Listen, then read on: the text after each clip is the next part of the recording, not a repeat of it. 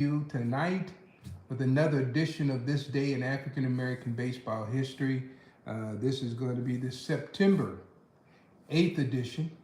Of course, today is September 8th, 2025. And so I'm going to give you a few facts related to the Negro League baseball experience. And while I'm doing that, I'm going to also give you some commentary that comes from my 45-year plus interaction with players and family members and communities and historical societies, the whole thing, anything relevant to that. So I'm going to wait till we get a minute in, and I'm going to go and begin starting on this presentation. So I want to thank everybody who's been following me, and hopefully you're having a good time, man. This is kind of a new adventure for me. So I do a lot of presentations, and I go out and talk to a lot of people. So, but this genre here gives me a further reach, and I'm having a good time. So there's so much that I've written about in books, and I'm finishing up a revision of my 1905 Philadelphia Giants book, and in finishing that, what I'm trying to do is tell a unique story, some things I've learned since I first released that book. I think the first one I released might have been like maybe 2006 of that version, and I think this is the third revision. This is going to be the best revision here. This one's going to scare you. So I like to do that. And then I've been practicing my trumpet too, so I don't know if you know anything about trumpet players or anything like, but a lot of time when I'm looking at it live, I can see my lip when I come back from practicing. Sometimes I practice before I come on, and of course tonight I was working on some things that required a lot of range and a lot of pressure on your lips, and try not to do too much pressure. But anyway, I was out practicing. So anyway, we're going to jump right in there. And I don't know how much you know about baseball history, but I did put some notes here. And I'm talking this around 1905, turn of the century, and just give you an idea of the vastness of the African American baseball experience. People talk about the Negro Leagues, or before there was a Negro League, they were called the colored leagues. And the Negro League was, for the most part, started around 1920. Anything before then, they probably called the colored league. So, but there were so many teams, good teams. And so I just kind of written something. I said, if you live in the East, you might have watched this Simpsons in Pennsylvania. They were out of Lancaster, or in Illinois, and into Wisconsin, the Chicago Unions, or the Columbia Giants. Around Michigan, they had the Patriots Giants. In New York State, there was the Cuban Giants, or the Cuban X Giants. And of course, there were the Red Stockings up in Norfolk, Virginia, and the St. Clairs of the same city. They were there. Out in Los Angeles, there's the Tripleys. They could be seen at the local athletic park. In St. Louis, they had the Mohawks, or the Three C's. They dominated all the competition there. Of course, the West End Socials over in St. Charles or Warrenton, or they had a team called the Warrenton Smokes, believe it or not. And in Kansas City, George Jones had the Bradburys. And the Bradburys, they don't get much talk about the Bradburys. An interesting thing, in Kansas City, there were two teams that were the most prominent. They were both sponsored by music companies. One of them was the Jenkins music store, which I bought a flugelhorn from there back in the maybe 70-something. And they were still going. It was a Kahn flugelhorn that I bought from there. In case there's any musicians out here who know these horns. But Bradbury's was the other one, and they were battling each other. And why you say, oh, why would they have African American teams sponsored by a music company? Because it helped them sell their instruments, and that was really common. And so let's see, and down in Texas, they had the Yellow Jackets. Rube Foster was just cutting his teeth down there. In Dallas, they had the Browns, or the Waco Grays, and around the state of Kansas, which I'm from, they had the Shades of Oswego. And the Black Diamonds of one of the other teams, that was Arch, and they had Arch Parker's team out of Atchison. Of course, Leavenworth had teams too. Interesting, one of my childhood friends came from Oswego, and her father was one of the baseball players, but he played a little bit later. He played in the 1930s. So, but it was good baseball all around. I just wanted to give you just just a little bit of knowledge to let you know that there's a lot. There's a lot to this history, more than just the Negro Leagues and more than just the little things that you're catching in there. So let's go ahead and give a little baseball facts. All right. Well, that's all turn of the century stuff, 1900 and I think 1880, 98 to the turn of the century. Those are some teams that were prominent around that time. But anyway, 1904. How about this one? If you can imagine this, 14 carloads of fans. And of course, when they say carloads, these weren't in a car. They were carloads, meaning train carloads, okay? And that's 12 cars of African Americans and 2 cars for the white fans. Came up to watch a game play between Wilmington and Fayetteville. Of course, these are African American teams, and they were playing in Wilmington, North Carolina. So even in 1904, and around this time, we're thinking about teams like Connie Mack's Athletics and maybe the New York Giants, who really were dominant in 1904. Growing up, I never heard any of this history. They never heard any of this history. But yet, man, they're filling up trains and going from city to city to watch their favorite African-American team play. I think that's amazing. I wanted to do that. And that happened on September the 8th, 1904, that happened. And of course, another important thing I think we need to talk about, September the 8th, 1907, Hall of Fame player Walter Leonard, nicknamed Buck, was born at Rocky Mount, North Carolina. And I happened to actually, I think it was 1982, I had a little Subaru and I wanted to go and interview a lot of these Negro League players. And so I got in my car and I'm going to talk about this tour because it was the tour that changed everything that I thought about the Negro Leagues.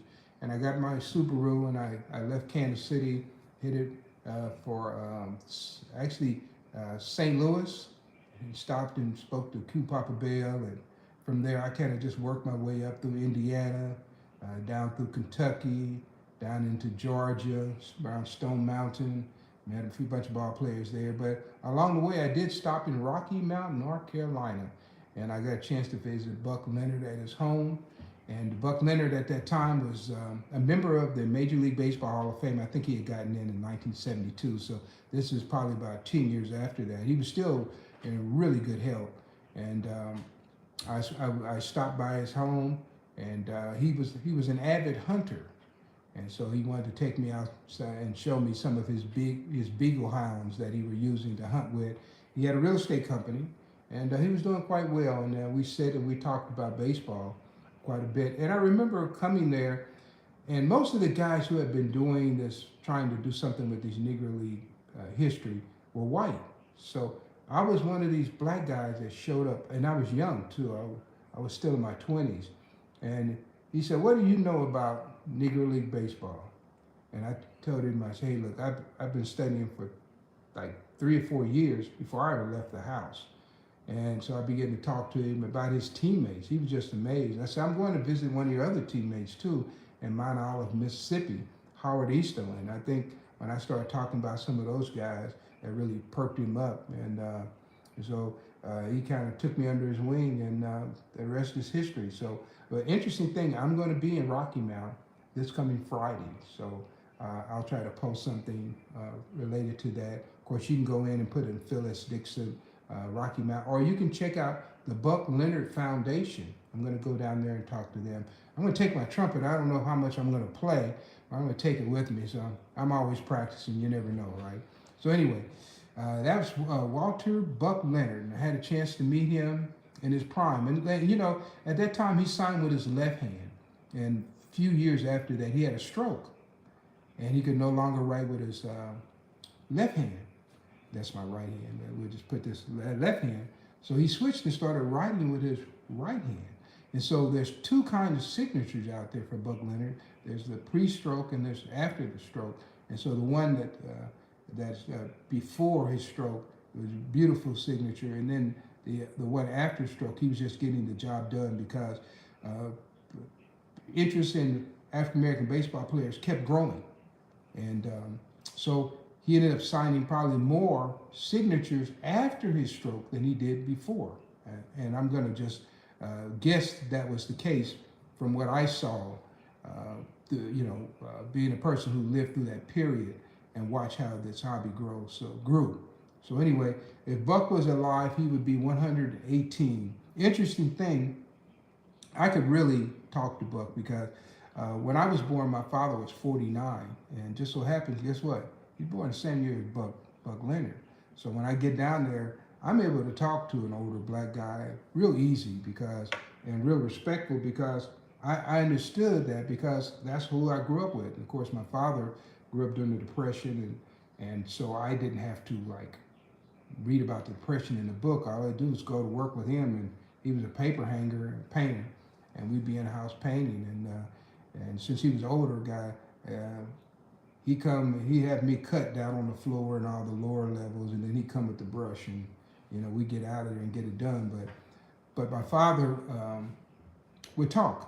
He was a big Louis Armstrong fan, and he loved baseball. But he didn't really go to the games because he was always working. But there were people in our neighborhood who would go to games, and then they would come back, and then they would just talk, sit on the porch and just talk about what they had seen at the games and that kind of thing. So in this particular case, my father knew a lot of different things. He knew where people had worked. And of course, he was good friends with Eddie Dwight, who played for the Kansas City Monarchs, because Dwight lived across the alley from us. So I could look out my back window and see the house where the Dwights lived before they moved. And so it was baseball just all around us. If I began to talk about some of the great players who came from Kansas City, Kansas, that I actually knew were there, older people. And some of these people don't get credit for being in Kansas City, Kansas, but they were part of the community. One of them comes to mind as Eugene Collins. And Eugene Collins, I was talking about Gene in one of my broadcasts, and I couldn't remember his brother who I coached, but I coached for like 30 years. His brother was Ricky Collins. That's the name I couldn't remember.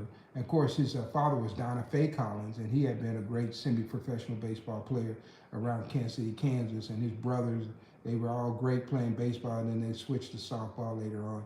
But sports family. But these are people that were in my community that I could see and I could go to talk to on a regular basis all the time. So anyway, yeah, Buck Leonard would be 118 years old. Of course, my dad would be 118 also. So we'll go to the next thing. How about this one? September 8th, 1928.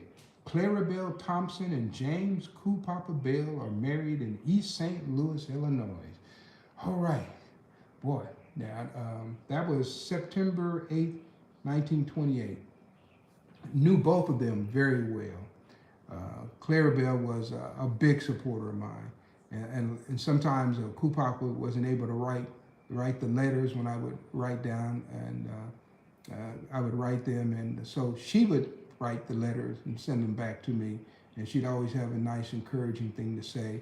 And at that particular time, when I would go down and visit them, I would take pictures of my daughter and my son, and you would go to their house, and my picture of my daughter and son was right there on their table, like a family member. Of course, they had no children themselves, and so that was James and Clarabelle, and two wonderful people. And I would go down and talk to them. I could still hear her voice. I could hear his voice, right? And these are just memories that you can't take away. So there are a lot of people who talk about meeting some of these ball players, and maybe they did, maybe they didn't, but I certainly did. And I interacted with them on a really sound and consistent level. So I always loved talking about James Papa Bell. And there was a case where some of his memorabilia was stolen. And I authenticated for that case. It was a federal case in the court. I think it was 1990. So been around, done a lot, okay? So anyway, if they were still alive, they would be passing, today would be their 97th wedding anniversary. And I do remember Clarabelle telling me they spent their honeymoon in Cuba, and where James was playing in the Cuban Winter League. You look that up, you'll find he was there in 1928, and that's where they're having their honeymoon. Of course, they lived in St. Louis, but they went across the border to East St. Louis, which is in Illinois, to get married. If anyone lives around that area, you kind of know how it's situated. You just cross the river and you're in Illinois. So anyway, that's history there. Also, I'm going to go to another person, actually another St. Louis person. This is going to be September 8th, 1938. Indianapolis's, that's Indianapolis ABC's that year. Quincy Trouppe banged a home run off for Eugene Bremer and a pair of doubles in the ABC's 5-1 loss to the Kansas City Monarchs at that city's Rupert Stadium. Quincy Trouppe, man, I knew that guy too. When I first met Trouppe, he was living in Los Angeles. Actually, he had a boarding house, and Effa Manley stayed at his boarding house. That's when I first met him, and of course, Effa passed away, and then for some reason, I can't remember why, but his wife had home or property somewhere in Mississippi, so he left L.A., and him and his wife moved to Mississippi. And then when she passed away, he moved back to St. Louis in his final years were in St. Louis. He did a book signing with me, probably about 1993, 94. There used to be like a black-owned sporting goods store there, and they mostly selling shoes and stuff like that, workout clothes. And Squad One Sports, somebody knows this. If you're around St. Louis, you probably know. So I would go down there, and we would get Tweed Webb would come over. Let's see, Quincy Trouppe, I know we did one. What's his name? Mooney. I can't remember Mooney's first name. Lee Moody, that's what it was. Lee Moody came over.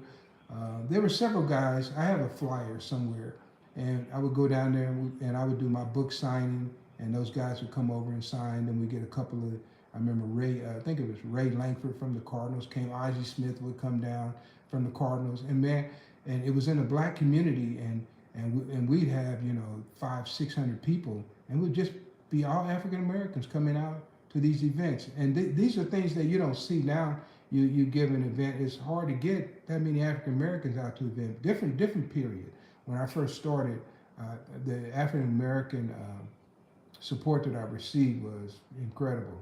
And so it's kind of waned, especially as people have passed away, and some of the young people are slow to pick up on it. But yeah, it was an interesting period to be doing this history. And actually, I remember we also were there. There was a guy, I used to have him on baseball cards all the time. He came, Dave Ricketts, that was his name. And Dave Ricketts and his wife would come by. And so some of these people I ended up getting autographs from, but I would just have them sign the flyer, and everybody's name was on the flyer. So it was an interesting period going to St. Louis. St. Louis, I always thought St. Louis was a great baseball town, completely different than Kansas City.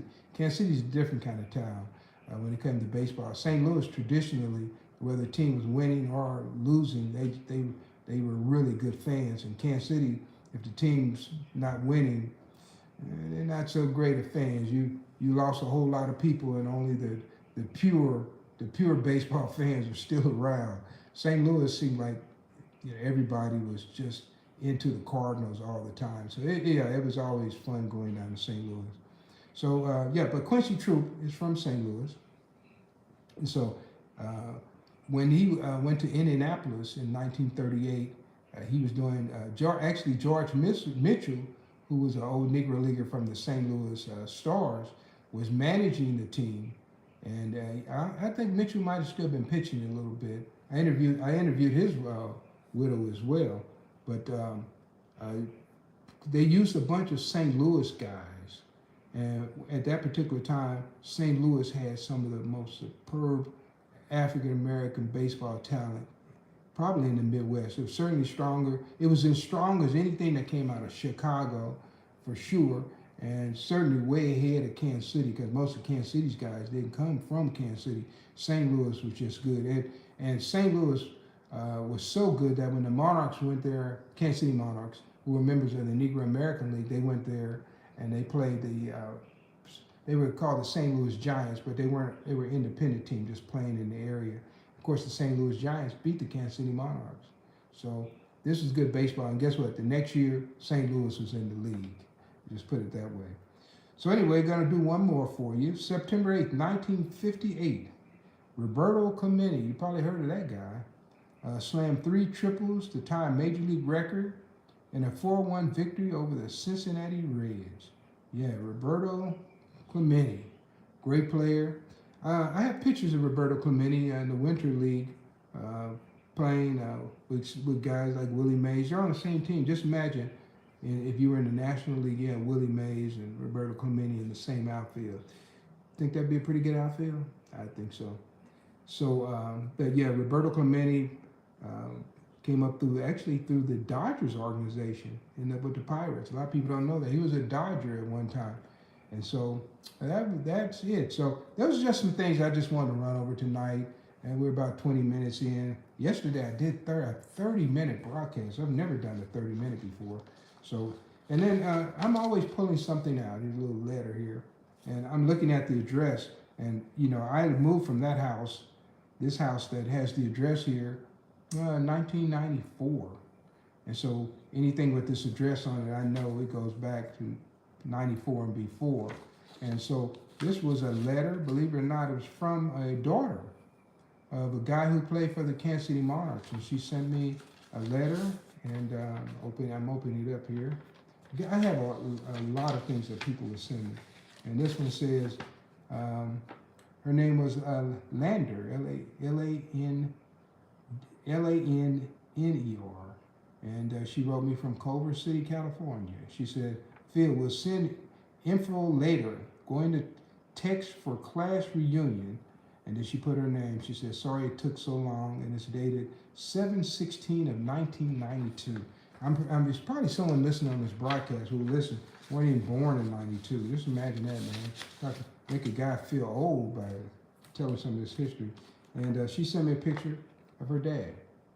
Her dad, and that's Leroy Taylor, went to Wiley University, played out for the Kansas City Monarchs, and he wore glasses too. He wore glasses when he was playing, and he had a trick knee.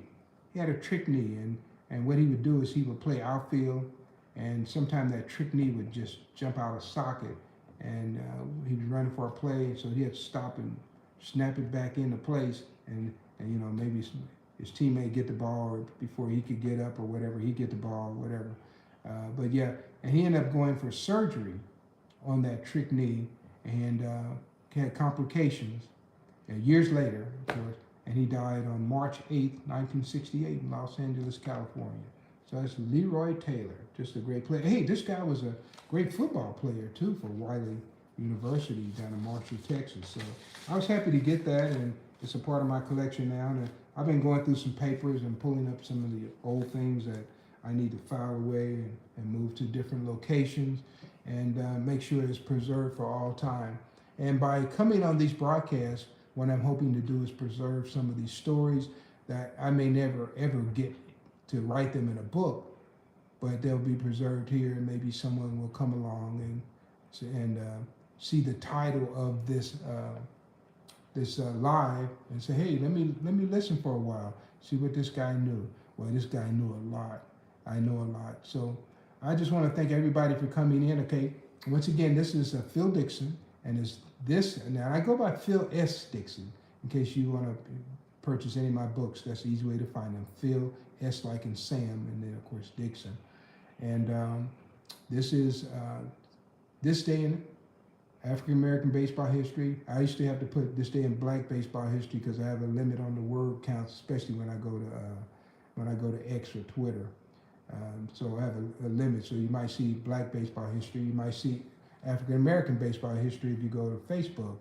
And this is the September 9th edition of 2025. So I want to thank everybody for coming in. I see Adrian, what's that, Alejandro?